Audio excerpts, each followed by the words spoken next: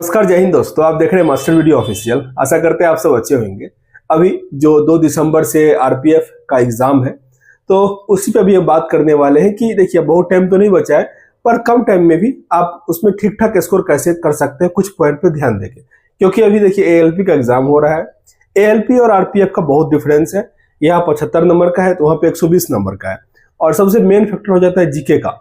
यहाँ पे जीके में एएलपी में मेन साइंस का पार्ट है। साइंस किसी एक बुक को फॉलो करके आप 80% तक स्कोर कर सकते हैं, लेकिन जीके में ऐसा नहीं होता है। जीके आप बहुत अच्छा करोगे तब 50% तक जा पाता है, नहीं तो नहीं जा पाता है। तो इसीलिए काफी डिफरेंस है। पूरा इसी पे भी हम बात करने वाले हैं। पहले बता दें, आप किसी भी एग्जाम की तैयारी कर रहे हैं, जैसे आगे आपका RRB, NTPC, JE, technician, group D का एग्जाम होगा, उसमें आपको टेक्स्ट बुक का प्रैक्टिस सेट हेल्प करेगा। और अभी इसमें जो टेक्स्ट बुक पास प्रो है, जिसमें प्रीवियस ईयर क्वेश्चन भी मिल जाता है, वो आपको 439 रुपये में मिल जाएगा अगर आप एमवीओ कोड यूज़ करेंगे।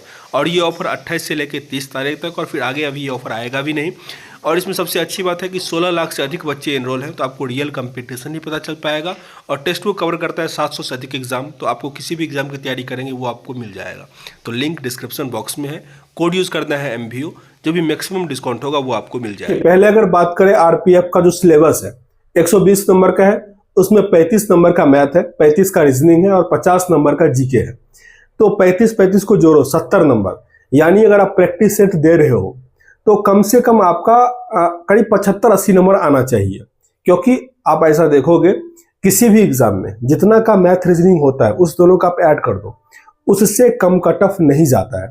तो अगर आप प्रैक्टिस सेट दे रहे हैं, आपका स्कोर कम से कम 75-80 होना चाहिए। ठीक है, उससे अच्छा है तो बहुत बढ़िया है, उससे कम है तो आपको मेहनत करना पड़ेगा। ठीक है, क्योंकि एक ही एग्जाम है, उसके बाद फिर रिटन एग्जाम नहीं होगा, फिर फिजिकल ही होगा, तो इसमें आपको इतना स्कोर करना पड़ेगा। दूसरा बात, जो मैथ और रीजनिंग का पैटर्न है उसमें आप एएलपी को फॉलो कर सकते हो, बात कर सकते हो कहाँ से क्या क्वेश्चन आ रहा है। या नहीं तो फिर इससे पहले जो एनटीपीसी का एग्जाम हुआ या फिर अभी एसएससी का जो एग्जाम हुआ, चाहे एसएससी जीडी का भी हुआ हो, क्योंकि टीसीएस एग्जाम लेता है पैटर्न, जिस एक्सरसाइज से क्वेश्चन आता है। जैसे कि मेंसुरेशन से क्वेश्चन आएगा ही आएगा, जो प्रॉफिट लॉस से है उससे क्वेश्चन आता ही है, बहुलक माध्य माध्यिका से क्वेश्चन आएगा ही आएगा, सिक्का फेंकने वाला जो परमुटेशन एंड कॉम्बिनेशन होता है उससे क्वेश्चन आएगा, एक त्रिकोणमिति से आएगा। तो कुछ फिक्स है, एंगल निकालने वाला एक क्वेश्चन आएगा ही आएगा। तो ये सब कुछ ऐसा एक्सरसाइज है, हम एक दिन लिख के मैथ का एक्सरसाइज साझा कर देंगे आप लोगों को कि किससे प्रश्न आता ही है। रीजनिंग आप देखो, रीजनिंग आपको लगेगा कि रीजनिंग हम सारा बना ही लेते हैं, लेकिन हम देखे हैं कि 35 नंबर का जैसे रीजनिंग है उसमें 5 रीजनिंग मतलब एवरेज कैंडिडेट का छूट ही जाता है, लेकिन फिर भी लगते रहता है कि रीजनिंग तो आसानी है। जैसे कि देखिए 2 से 3 क्वेश्चन ऐसा होगा जो कथन निष्कर्ष वाला होता है, उसमें कॉन्फिडेंस नहीं आता, लेकिन फिर भी लगता है कि रीजनिंग आसानी है।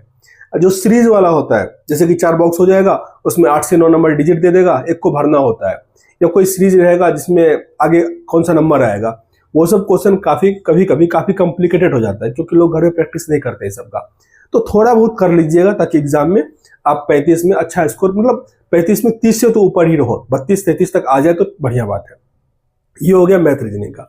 जीके के लिए सबसे इंपॉर्टेंट है कि आप लुसेंट को अगर आप फॉलो कर लिए हैं तो लुसेंट बहुत बढ़िया है।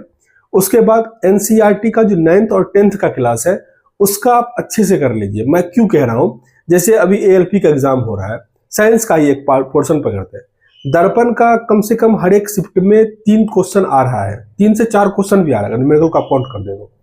और दर्पण 10th में 1 से 2 एक्सरसाइज है, छोटा सा एक्सरसाइज है, कंप्लीट कर लोगे तो हो जाएगा वो। तो अधिकतर पेपर में भी आया हुआ था कटिंग कि एनसीईआरटी या फिर किसी का इंटरव्यू देखो, किसी का कुछ भी देखो, सब कह रहे हैं जो एनसीईआरटी पढ़ के गया उसका सबसे बढ़िया चला गया। पिछली वाले एनटीपीसी में भी यही हो रहा था, सीजीएल का एग्जाम हम भी दिए थे मेंस वाला, उसमें भी यही था कि जिसने एनसीईआरटी को सही से पढ़ लिया उसका नंबर ठीक ठाक आ जाएगा। तो अभी तो आपको ये टाइम नहीं है कि आप एनसीईआरटी खोलो पूरा पढ़ लो, लेकिन इसीलिए हम कह रहे हैं 9th और 10th का कम से कम साइंस जो है उसको कर लीजिए। वो करने में बच्चे को टाइम लगता है, जो थोड़ा बड़ा है उसको टाइम नहीं लगेगा। वो आप किसी का वीडियो भी देख सकते हैं, 9th और 10th का करते हैं। हाँ, एक चीज, जो टीचर वाला एग्जाम है वो वाला वीडियो नहीं देखिएगा, जो यूपीएससी वाला करवा रहा है उसका देखिएगा, क्योंकि वो उस पोर्शन को पकड़ता है। ठीक है, नहीं तो खुद से पढ़ लीजिएगा, वो अच्छी बात है। तो 9th 10th का साइंस पढ़ लेना है, क्योंकि साइंस से यदि क्वेश्चन आता है। और करंट अफेयर में फोकस कीजिए, ये हिस्ट्री ज्योग्राफी सब भूल जाइए। हाँ, अगर आर्ट एंड कल्चर आपको करना है ये कर सकते हैं। और करंट का जो आ रहा है ना, जो बुक एंड ऑथर का नाम है, जो महानिदेशक सब होता है या फिर जो प्राइज मिला हुआ है, ये सब क्वेश्चन से प्रश्न आ रहे हैं तो करंट अफेयर को ही पकड़िए, साइंस और करंट अफेयर। और हिस्ट्री ज्योग्राफी छोड़ दीजिए, मतलब उससे अगर एक दो क्वेश्चन आएगा उसके लिए आपको बहुत पढ़ना पड़ जाता है, तो उसको आप साइड कीजिए। आसान आएगा तो बना दीजिएगा, हार्ड आएगा तो यार किसी से नहीं बनता वो सब क्वेश्चन, क्योंकि कोई नहीं पढ़ता अच्छा वाला बच्चा जो सही से कर रहा है। और अगर आपका स्कोर 80 से ऊपर आ रहा है ना, तो आप ठीक ठाक हो, मतलब खराब नहीं कह सकते हो, क्योंकि क्वेश्चन उतना आसान नहीं होता है।